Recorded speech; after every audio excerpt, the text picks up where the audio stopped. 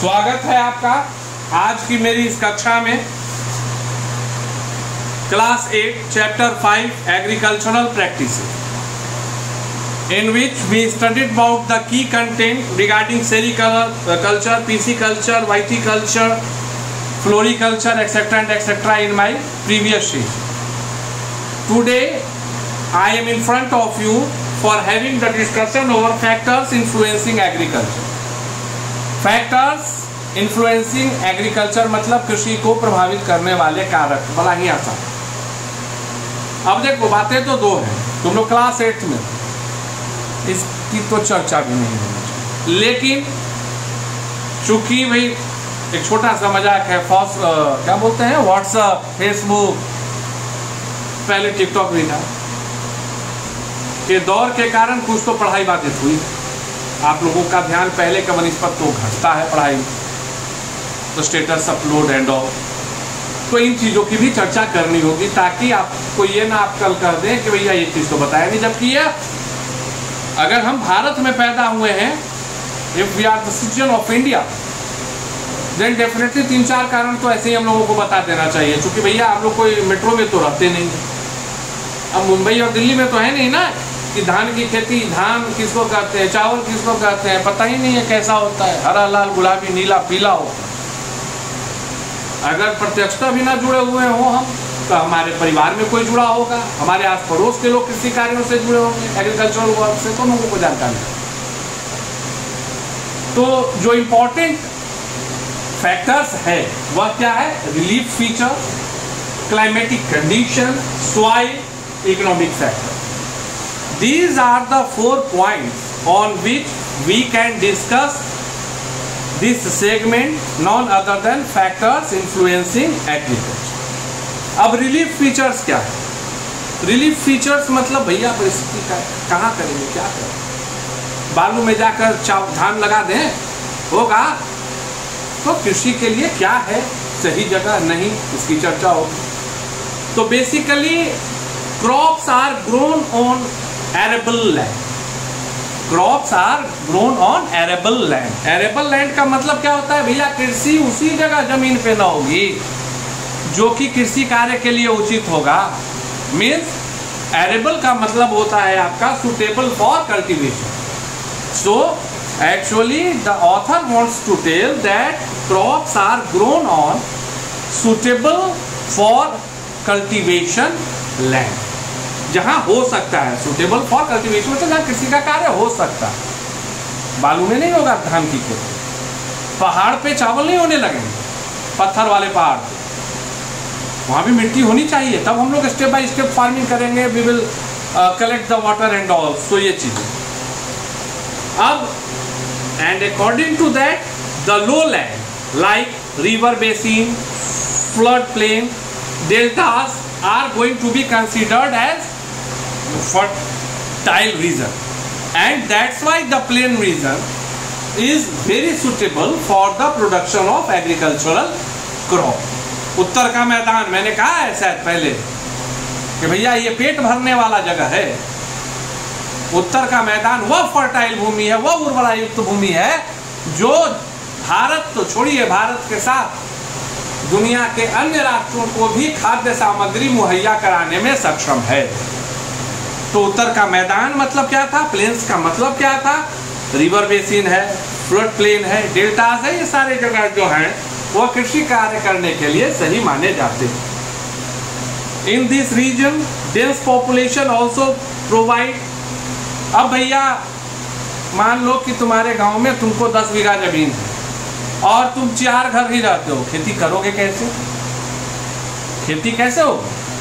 इसका मतलब क्या है कि भैया इस एरिया में जो है, चूंकि पॉपुलेशन डेंस है मतलब घनी आबादी है, जिसके कारण क्या होता है, कृषि कार्य करने के लिए जो सहयोगी होते हैं, जो एसोसिएट्स होते हैं, those are willing to help in my agricultural work, वह भी आसानी से हम लोगों को मिल जाती है। और अगला फायदा क्या होता है कि मार्केट भी आसानी से हम लोग को नजदीक में मिलता है, क्योंकि आबादी भी तो घनी है। तो जो व्यक्ति कृषि कार्य करने के लिए आसानी से मिला, वही आबादी तो हमारे लिए मार्केट का भी काम कर रहा है। भूख तो उनको लगेगी ना, तो डबल बेनिफिट हुआ, due to having dense population first we will get workers from that section and again that section will also consume the produced agricultural crop, तो मार्केट भी आसानी से मिल गया। सो जिस जगह पे मूल तौर पे समझ लो deltas, plains, flood plains, basins वाले जगह हो, जहाँ घनी आबादी हो, जहाँ मजदूर आसानी से मिल जाए, जहाँ उत्पादित वस्तुओं के लिए बाजार अच्छा से मिल जाए रहे, उसी को तो हम की फैक्टर मानेंगे कि हाँ these factors are important for having और for the growth of the agricultural production concept. अब मैदान के अलावा प्लेट्यू पे सुने हो कि चावल और दाल और गेहूं की खेती हो रही है, नहीं, plateaus are not suitable for growing crops as they consist of hard land. स्वाभाविक है ना, प्लेट्यू मतलब क्या हो गया, काफी बाद का रूप किसका, माउंटेन, जिसका पहले हाइट ये था, इसका मतलब क्या हुआ, विंड वगैरह के कारण ये खत्म होते होते इसका हाइट भी कम हो गया, इसका हाइट ज्यादा था, तो माउंटेन जो है कन्वर्ट हो गया प्लेन। ठीक है, तो ये तो खड़ा होगा, तो खड़ा होगा तो यहाँ तो कृषि कार्य आसानी से होगा नहीं। और हिली एरिया के लिए ज्यादा दूर जाने का जरूरत नहीं, इस कॉन्सेप्ट के लिए ना मैं इससे इत्तेफाक नहीं रखता हूँ। If you are having any one of your relative in Jharkhand, then easily you can visit Jharkhand, और वहाँ आप जो है ना, यह जो स्टेप फार्मिंग वाला कॉन्सेप्ट है ये आप देखिएगा, झारखंड में जमीन जो होता है ना वो इस तरह से होता है, अब कम ही रहे लेकिन इस तरह से रहे, तो इस तरह से मतलब प्लेन नहीं है, बिहार टाइप का इस तरह का जमीन नहीं है। तो ये लोग क्या करते हैं ना, बेड बना देते हैं, मतलब यहाँ से यहाँ तक को एक कर दिए, फिर जो है यहाँ से यहाँ तक को एक कर दिए, फिर यहाँ से यहाँ तक को कर दिए, मतलब एक बड़ा बड़ा बेड, और इस पर जो है एग्रीकल्चरल क्रॉप्स का उत्पादन करते हैं। क्यों, अगर ये ऐसे रहेगा तब तो पानी का प्रवाह जो है ये क्या करेगा, तोड़ देगा, लेकिन जब इस तरह से है तो इसमें पानी बचेगा ना, इसमें पानी रहेगा कॉन्सेप्ट में। लेकिन हाँ यह भी फैक्ट है कि for maintaining this kind of structure, वहाँ मैंने व्यक्तिगत तौर पे देखा है कि समय समय पर जो किसानों को खेत दिया जाता है उनको यह बताया जाता है कि आपको यह कार्य भी हर 2-3 साल पर करना है, चूँकि due to rainy season and all, इस साल आप किए तो इस साल अच्छा रहेगा, अगला साल अच्छा रहेगा, 3 वर्ष में वो फिर गड़बड़ाने लगता है, मतलब जो मिट्टी को हम लोग बांधते हैं वो टूटने लगता है, तो आपको उसको बनाए रखने की भी जिम्मेवारी होती है। Because if you will not having the structure of this kind of, then you are not suppose to able for the production of agricultural crop. अब क्लाइमेटिक कंडीशन की बात आती है, तो temperature and rainfall, this is an important role, and yes it plays an important role, इस पे तो कोई चर्चा होनी ही नहीं चाहिए। क्यों, अभी चावल के समय, चावल का समय और गेहूं का समय अलग अलग क्यों, why we are having the different time period for the production of wheat as well as rice? Why अभी right now like in your environment or in your surroundings, go and ask it to your parents or your friends' parents कि अभी rice की खेती शुरू हो चुकी है, अभी गेहूं की खेती क्यों नहीं हुई? चूंकि for the production of rice it requires another temperature range as well as presence of water। चावल के उत्पादन में ज्यादा पानी का जरूरत होता है, तापमान यह चाहिए, जिसके कारण चावल अभी होगा, गेहूं जाड़े में होगा, क्यों, चूंकि उसको पानी कम चाहिए और मौसम हल्का ठंडा चाहिए। तो डेफिनेटली यही तो, अगर हमें यह दिमाग में रहे कि चावल अभी और गेहूं ठंड में का उत्पादन होता है, तो दिमाग में रहेगा it means what, it's fact that the climate, it means temperature and rainfall is also going to play an important role as factors influencing the agricultural crops। ऐसा नहीं है कि आप गर्मी में गेहूं का उत्पादन कर लीजिए और जाड़े में चावल का उत्पादन कर लीजिए। फिर soil, definitely soil is also able to play an important role. अब मैदानी इलाकों में चावल वगैरह की खेती ज़्यादा होती है, काली मिट्टी में कपास की खेती ज़्यादा होती है, तो यह देखो, चीज को हम लोग ना इसको देखने का जरूरत नहीं है, उसको फील करो, भारत को महसूस करोगे तो जवाब खुद ब खुद तुमको मिलता जाएगा। काली मिट्टी आप लोगों को पढ़ाया गया है ना, black soil is famous for production of cotton. तो कपास की खेती के लिए वो सबसे ज्यादा उपजाऊ है।